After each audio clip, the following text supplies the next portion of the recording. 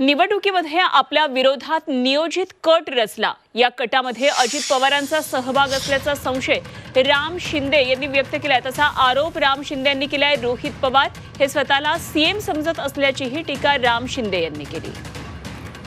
तर थोडक्यात पराभव झाला राम शिंदे यांचा आणि निसटता विजय रोहित पवार यांचा झाला। मात्र या लढतीवरून बरीच चर्चा राजकीय वर्तुळामध्ये रंगली आणि या संदर्भात राम शिंदे यांनी संशयही व्यक्त केला। या निवडणुकीमध्ये आपल्या विरोधात नियोजित कट रचला आणि या कटामध्ये अजित पवार यांचा सहभाग असल्याचा संशय राम शिंदे यांनी व्यक्त केला आणि या संदर्भात महायुतीच्या ज्येष्ठ नेत्यांकडे आपण जाणार असल्याचं त्यांनी म्हटलंय। या संदर्भात दखल घ्यायला लावू असंही त्यांनी म्हटलंय।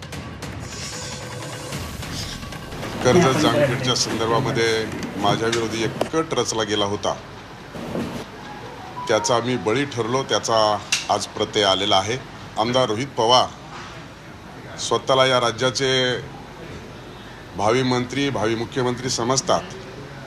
त्यांनी या विधानसभेच्या निवडणुकीमध्ये स्वतःचा आणि कुटुंबाचा मतदानाचा हक्क बजावला नाही, त्याचाही प्रत्यय आला। आणि एकूणच या सगळ्या राजकीय सारीपाटामध्ये झालं त्याचा मी बळी ठरलेलो आहे।